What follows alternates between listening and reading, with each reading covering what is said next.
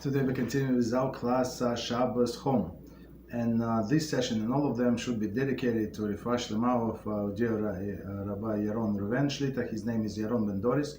Also to Yehudis Bas Noach, Ariela Ora Bas Anna, Imim Rasirachel Bas Brindel, David Shlomo Ben Sandra. Also a quick release of our dear friend Moshe Shmuel Ben Pnina. BeEzrat HaShem.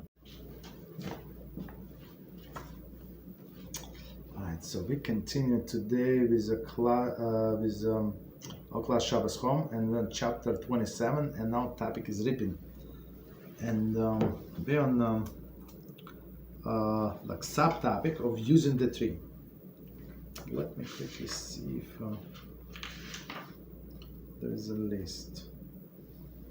One second. I think yes, there is a list. One second. Okay, so here's his activities that forbidden, of course, based on rabbinic decree, because it might come to reaping. Okay, climbing a tree, leaning on a tree, placing object on a tree, removing the object from a tree, shaking the tree, smelling the fruit, riding animals, touching plants, moving fruit that fell from the tree on Shabbos. Okay, and we are on number 3, which is placing object on the tree. And it's item A, subsection A. On Shabbos, one is forbidden to place object on tree or its branches on Shabbos. By placing object on tree, one is using the tree, right? So using the tree is halakhic term. For example, one may not hang a jacket from a branch or lean a chair against the tree, provided the chair would fall if the tree were removed. Okay, so that's very interesting. So from the beginning, so we're not allowed to hang anything on a tree. So, usually, I mean, maybe if a person has their own backyard. But otherwise, like if it's trees in a public area, I don't think we use the tree. Okay, in general. Okay, so not allowed to put any object. By placing object on a tree, one is using the tree. Okay.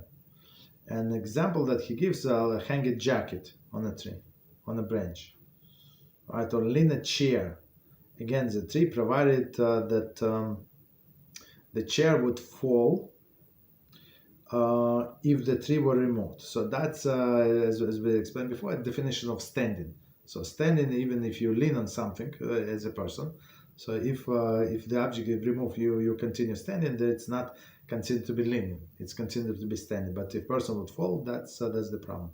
Same with chairs, right? With anything, not only chairs was an example. Object that will lean on a tree. So subcategory B. Prior to Shabbos, one may not leave object on a tree prior to Shabbos because one may forget and remove them from the tree on Shabbos. See below. However, this prohibition applies only to objects that are likely to be removed on Shabbos. For example, garments, ladder, etc. Objects that customarily are not removed from tree. For example, a swing may be left on a tree prior to Shabbos because one is not likely to remove them on Shabbos. Similarly, a muktzah object may be left on a tree whether or not the object is customarily removed from the tree. Since the muktzah object may not be moved on Shabbos, one will not remove it from the tree. Okay. So let's try to understand what it says here. So now, first part was on Shabbos, so you're not allowed to put anything on Shabbos. Shabbos, lean on it or hang on it, okay, on a tree. So now we're talking about prior to Shabbos. So when a person does something prior to Shabbos, there is no violation, because there is no, technically, right? There is technically violation, but it can bring a person to violation. So prior to Shabbos, one may not leave object on the tree prior to Shabbos because one may forget and remove them from the tree on Shabbos. So I guess The good example would be like a garments, like clothing. Somebody put a jacket on a tree. It's a problem, right? If it's going to rain, so the person, of course, would want to save his jacket and remove it, which is a problem. Okay. So even though when he initially did it, it was allowed, right? Because it was before Shabbos, but should not have done so. Continue. However, this prohibition applies only to objects that are likely to be removed on Shabbos, right? Garments, ladder, etc. I'm not sure why would they need ladder on Shabbos. I don't know. Right, the garments is a good. Okay, ladder. I'm not sure. Okay, so usually today ladder they made not from wood. I mean there is. I'm not sure when, but they stopped doing from wood like a long time ago. They do it from aluminum, from plastic, like fiberglass or something, very strong. So for this, even if it's going to be sun, even if it's going to be rain, like snow, nothing is going to happen to these ladders. They're so sturdy. So there is no no worry for a person that it can get ruined. Okay. Objects that the customer is not removed from a tree, for example, a swing, may be left on a tree prior to Shabbos, because one is not likely to remove them on Shabbos, right? So swing is usually there to swing, and no problem. So the only thing we said that make sure that it does not attach to the tree, but attach to a hook or something like. Continue. Similarly, a muktzah object may be left on a tree, whether or not the object customarily removed from the tree. Meaning, everybody knows that there is muktzah and nobody is going to move it. Okay, no problem. So number 4, removing object from a tree. Number 1, directly from a tree. The sage prohibited removing the object from a tree on Shabbos because when one removes the object from a tree, he often ends up leaning on a tree in order to retrieve the object. This prohibition applies to the object placed on a tree on Shabbos and prior to Shabbos. Items that came to be on a tree accidentally may be removed on Shabbos. For example, if the wind blew one's hat onto a bush, which is taller than a tree tefachim, one may remove the hat from the bush on Shabbos. If an object was placed on a branch of a tree prior Shabbos, and it remains there for an entire period of Ben Hashemashos, the object is classified as muktzah. Therefore, even if the subsequently falls from the tree, it may not be moved until after Shabbos. Muktzah status retained for entire Shabbos due to the principle that something that may not be used during the entire Ben Hashemashos period remain muktzah for the entire Shabbos. See, muktzah practical guide. Okay, so let's try to understand this piece. Okay, so from the beginning, so it's number 4 from the beginning. So again, our big topic is removing objects from a tree. Okay, so first one was placed and now it's removing. And the subtopic is directly from a tree. So as we understand, that's the bigger issue. The sage prohibited removing an object from a tree on Shabbos because when one removes the object from a tree, he often ends up leaning on a tree in order to remove the object. So meaning maybe it's a little higher, and person maybe touches the branch with one hand, with another hand removes it, or right, maybe right. So all those things. So meaning a person most likely is going to lean on a tree in order to remove the garment. So we're not even concerned. Somehow he never concerned that we might break a branch or something, like small branch or tear a leaf. I'm not sure. So that somehow it's not concerned, but as we understand, it's the core of the prohibition. Okay. Continue. This prohibition applies to both objects placed on a tree on Shabbos or prior Shabbos. Okay. So prior Shabbos, it could be muktzah, as we explained. item that came to be on tree accidentally may be removed on Shabbos. Right? For example, a wind blew one's hat onto the bush, which is taller than 3 tefachim. So 3 tefachim has belong before is a tree. Right? Below the 3 tefachim, it's not considered to be tree. Right, and one may remove the hat from the bush on Shabbos. So most likely he did not put it before Shabbos, as he said in example, the wind blew off the hat. Okay.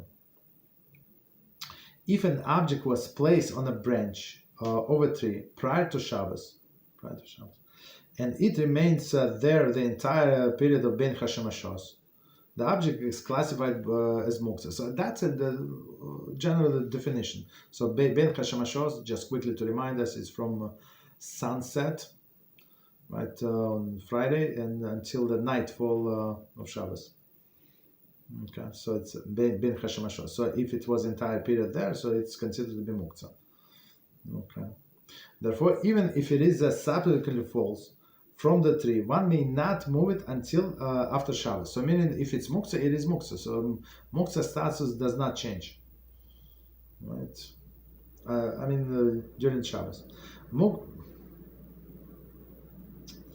Muktzah status is retained for the entire Shabbos due to the principle that something that may not be used during entire period bein Hashemashos remain muktzah the entire Shabbos. So meaning something is may not be used during the entire period of Ben Hashemashos, right? Is muktzah the entire Shabbos. Okay, as we explained. So continue.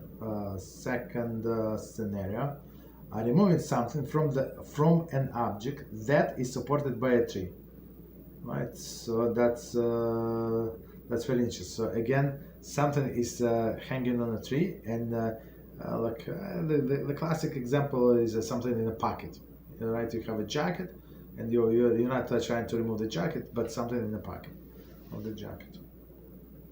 It is also forbidden to remove something from an object placed on a tree. For example, one may not remove the cedar from the pocket of a garment hanging on a tree. Right. So cedar is not muktzah. For sure, it's not muktzah. And a jacket also is not muktzah, right? But because it hangs on a tree, right, before Shabbos, that's on Shabbos, that's the problem. So we cannot remove the garment, and we cannot remove something from the pocket. Right, and now the third scenario: removing something from the object that is supported indirectly by a tree. So now it's triple removed. Right, triple removed. So it's like a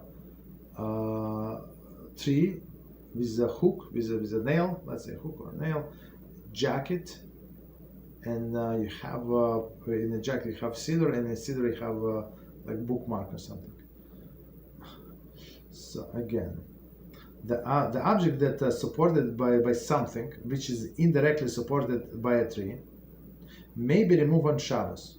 Right. For example, if a garment is hanging from a nail attached to a tree, one is permitted to remove something from the garment.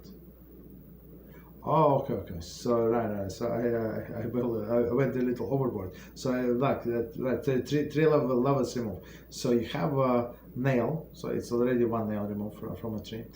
Then you have jacket hanging on a nail, and in a pocket you have a cedar. So this cedar you can use. Is if it's only double removed, you cannot. It's not double removed. It's one level removed. So meaning if a jacket is hanging on a tree, you cannot remove the cedar. But if a jacket is hanging on a nail, so nail and cedar, and third level you can remove. Okay. So our sages there's expressions up to here, because otherwise it's never going to end. So usually 2 levels is where they stop. I mean, in all of the halachas, I think. Maybe there are exceptions, but okay. Continue. Shaking a tree. One may not shake a tree on Shabbos because this is a form of using a tree, using these double quotes. Therefore, in those situations in which the activity is not considered using a tree, one may engage in activity only if he does not shake the tree. Thus, it is permitted to play on a swing which is indirectly suspended from a hook that is screwed into the tree, only if the tree will not shake when the swing is in use. If, however, the tree shakes while the swing is in use, one may not use the swing. However, if one is not using the tree, causing the tree to shake, it's not prohibited. For example, if one is walking past the tree and causes some branching to sway, very interesting, he is not considered to be using the tree. Therefore, it is not forbidden to walk by the tree, even if this will cause some branches to sway. Okay, so let's see. So we're up to point number 5, shaking a tree. Right, so again, one may not shake a tree on Shabbos because this is still considered using the tree. So, and as we said, shaking the tree even if you lean on a tree, right? And now, especially the young tree. Therefore, in those situations in which an activity is not considered using the tree, one may engage in activity, right? Only if one does not shake the tree, right? So, as we say, a person has a hook that screwed into the tree before Shabbos, and then on that hook you hang the swing, and then you can use the swing. But it's only with condition that the tree is not going to shake. So I guess it's if the person is adult, right, a little heavier, I think it will, unless it's very old, like very strong tree. But otherwise, I think it will shake, maybe little, but still shake. But for kids, because they're light, there is no problem. Okay. Right. So quickly we read. Thus, it is permitted to play on a swing, which is independently suspended from a hook. So that's what it is, independently suspended from a hook, and that is screwed into the tree. So now a person is doubly removed. Only if the tree will not shake when swinging is used. If, however, the tree shakes while the swing is in use, so one may not use it. So that person cannot, but other people can. However, if one is not using the tree, causing the tree to shake is not prohibited. One is not using the tree, causing the tree to shake is not prohibited, right? So meaning like very, very indirectly. So when the example he says, when somebody passed by, maybe because very soft soil, that's my guess, that the branches sway, I'm not sure. Okay. Therefore, it's not forbidden to walk by a tree if this will cause some of the branches to sway. Continue. So situation number 6, smelling the fruit on a tree. The sages prohibited smelling fruit growing on a tree because one may inadvertently pick the fruit in order to eat it, right? Which is very straightforward. However, one may smell the flowers while they are attached to the ground, because doing so will not lead to pick them, since it is unnecessary to pick flowers in order to smell them. So okay, so let's see what is the difference. Okay, so our topic is smelling the fruits on the tree. So he said our sages forbade person to smell the fruits on the tree because person may get to pick them. So flower usually like roses or something like or jasmine, or like it's on like on your face level. Maybe you have to bend a little, but or right a little lower than a little. Right, or just sit down. It's not sneers for women to bend like this, right? Maybe for a man as well, Jewish man, right?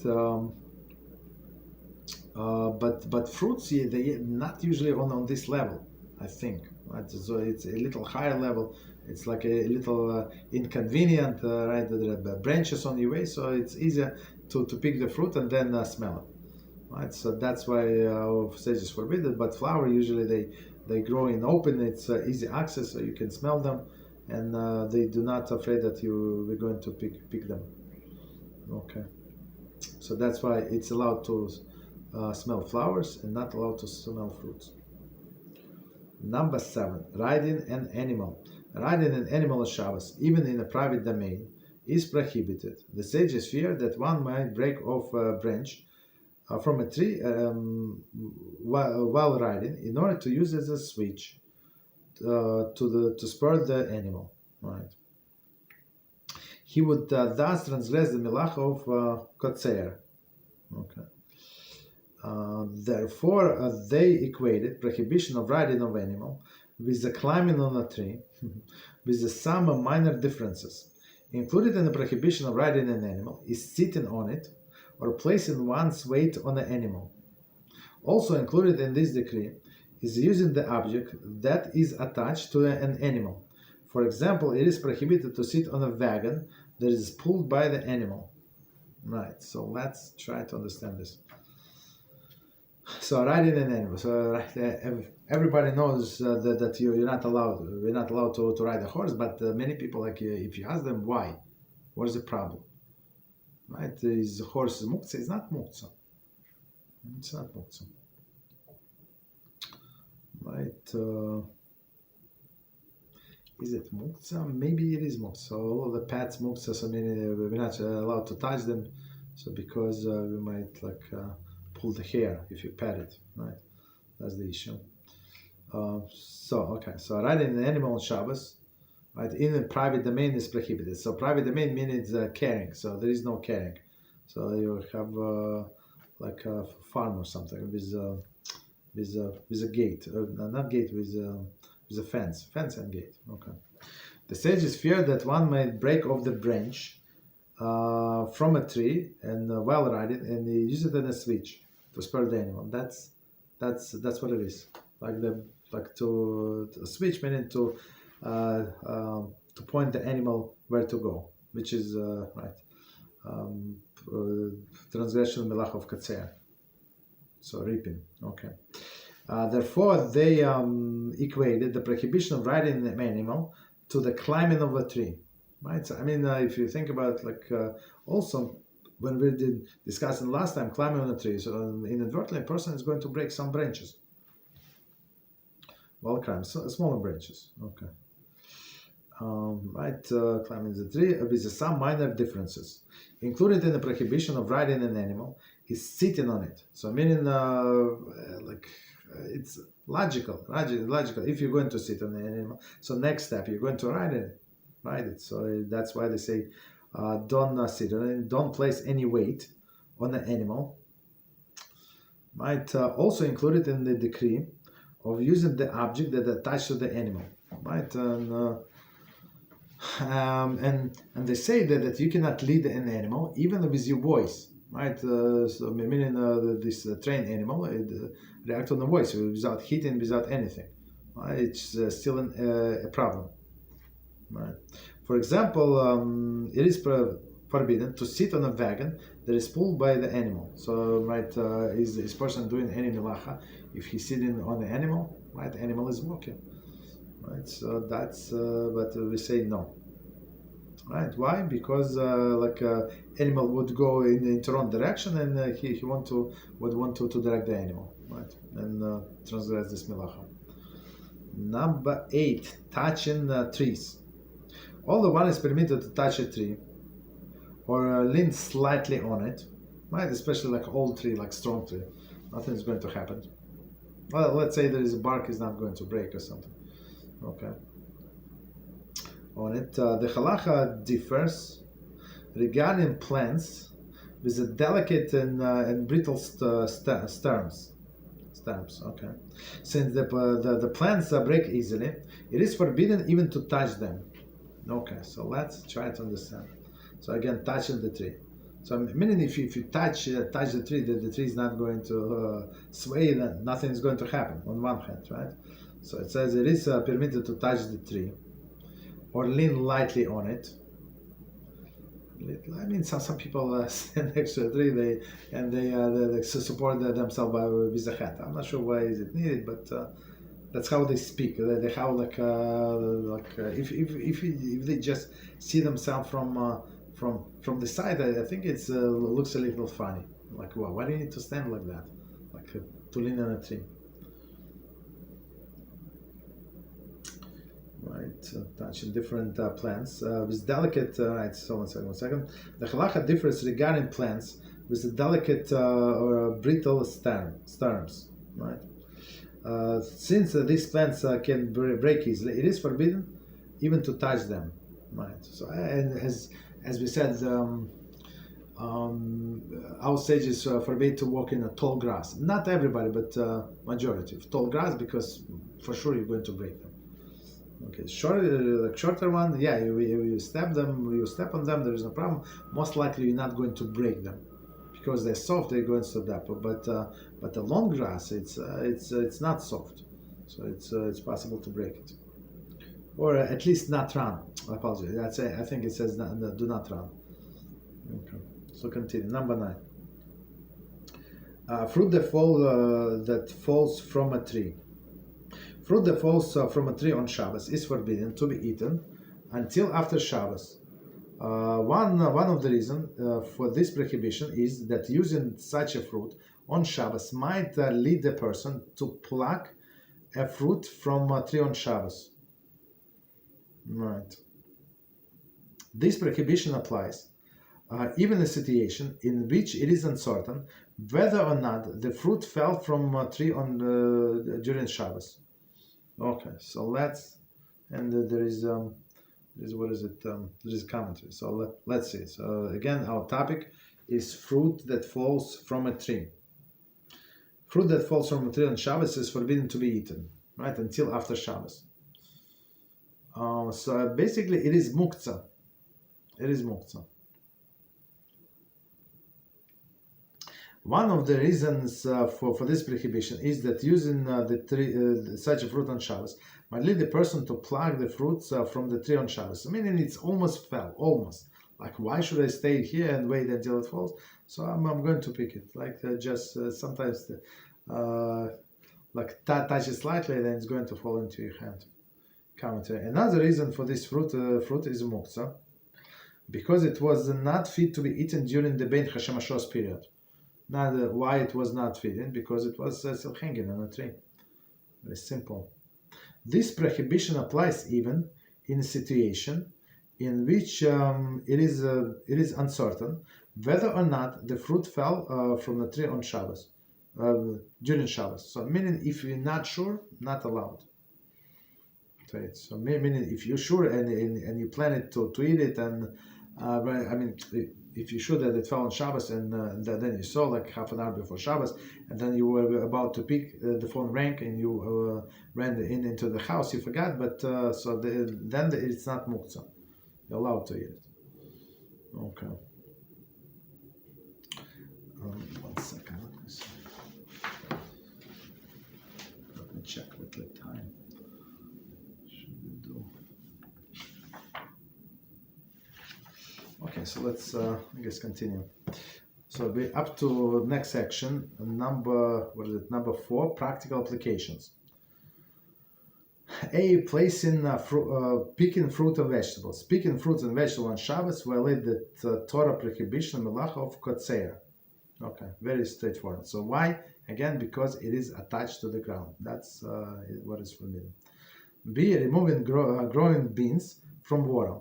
It's forbidden to remove beans or seeds from the water after they have taken root. So meaning it's like nothing different as you separate from the soil, because it's like what is it? It gets all the sustenance from water, right? Others like vegetables, other things get sustenance from soil. This from water. Same idea. That's why it is forbidden. C, extracting sap from a tree. It is forbidden to drain sap from a tree on Shabbos. Draining sap is considered uprooting it from the source of the growth. Right. If the tree was taped before Shabbos, and sap that flows out on Shabbos is forbidden as muktzah. Okay, so sap, right. So again, it's forbidden to drain sap on tree on Shabbos. So meaning like install these things to drain. Draining sap is considered uprooting from the source of growth. So it's like part of the tree. From part of the tree, it was like in a stem, and now it's outside. Okay. If the tree was taped before Shabbos, right before Shabbos, the sap flows on Shabbos. It is muktzah. So after Shabbos, there is no problem. So we're allowed to use it, like, because we did not do anything like actively. Okay. So next one, running through the tall grass. Oh, here we go. I think we covered it, but okay. Some poskim prohibit running or walking quickly through the tall grass because it is inevitable that some grapes will turn out, right, or ripped while running. So about this tall grass, as we said before, because it's it's not so soft. So if it's soft, it can withstand the walking or running. But if it's not soft, it's going to break. Okay. So next one, E, walking upon flowers. It is forbidden to walk on flowers whose stems will inevitably break off while walking on them. So on grass there is no problem, but on flowers it is a problem. Okay. So it could be wild flowers. It's not like somebody walking in somebody's garden, right? So continue. Next one is moving the potted plants, as we explained, with the hole, without the hole, right? Depends, is it connection to the soil? No connection to the soil. Okay, plucking from a potted plants. Okay, so next one, removing garments from a tree. Okay, it is forbidden to remove garment from a tree. There is no difference whether the garment was placed on a tree during Shabbos or prior Shabbos. Okay, so garments we do not remove. Therefore, if one placed the hat on Shabbos onto the tree or bush, which is taller than 3 tefachim, one may not remove it on Shabbos. Right? So, right. But we said if it was blown there accidentally, that's a different story. But by himself, he's not allowed. However, one may request a non-Jew to remove the hat. Similar, right? So, meaning since it is rabbinical. Right, and asking, so technically it's not forbidden at biblical level. In what? So and then you can ask non-Jew, which is like asking a non-Jew is also forbidden rabbinically, right? So to get this hat, if you need it on Shabbos or you're afraid that it's going to get ruined. Similarly, if ball got stuck into the bush, right? It is forbidden to remove it on Shabbos. Okay. Or on a tree, right? Furthermore, it is forbidden to remove garment from a hook suspended from a tree, right? So, garment suspended from a hook is not allowed, right? But sidur from that garment is allowed. Next one, placing garment hats on a tree. It is forbidden to place garments, etc., on a tree on Shabbos. Furthermore, it is forbidden to place garments on a hook which is suspended from a tree. The prohibition also applies to bushes that are taller than 3 tefachim. I mean, what is the difference between the previous ones? Okay, it is forbidden to place garments on a tree, right? Even on a hook. So meaning one step removed. Okay, no problem. Next one is swing hammocks. One is permitted to play on a swing, which is independently suspended from a tree. There is suspended from the hooks that are screwed into the tree. So that's the only way. So and we also said when a person installed, do a hook separately and then and put the swing. Otherwise, if you do it together, that's a problem. It's like one set, so you will not be able to use the swing. Okay. So, but it says provided the swing was set up prior to Shabbos, of course, and the tree will not shake when the swing is in use. Okay. Similarly, one may use hammocks provided it is independently attached to the tree. So, meaning the simplest way, I think, it's like right, you attach directly to the tree, but it would be forbidden. Right, meaning like ropes around the body of the tree. But if you screw in the hook, it would be allowed. Okay. So next one, climbing the ladder, which is leaning against the tree. Right. So meaning we said it's problem because you lean in on something that is leaning on a tree. Furthermore, it is forbidden to place one's weight against the ladder, like a person talks to somebody. So it is forbidden to climb the ladder and place one's weight against it. Okay, and the last one, leaning against the tree and tying shoes. It is forbidden to lean heavily against the tree in order to tie one's shoes. For definition, leaning, see the page 279. So there we said what is leaning. So if they going to move the tree, a person is going to fall. So here, like what some people say, I'm not sure. Like they want to bend or something. Like they would lean on something, and bend pick a foot in order to tie a shoelace. Okay, so but the way I understand, for sure they're leaning all the way on that tree because they stand in one foot, right? So it would be forbidden. Okay, so we finished that chapter. The next chapter is what is it? 18, gathering, memarei, me'ameir, gathering. Okay, no problem. So let's stop here, 5 minutes break, and we continue with other topics. 5 minutes.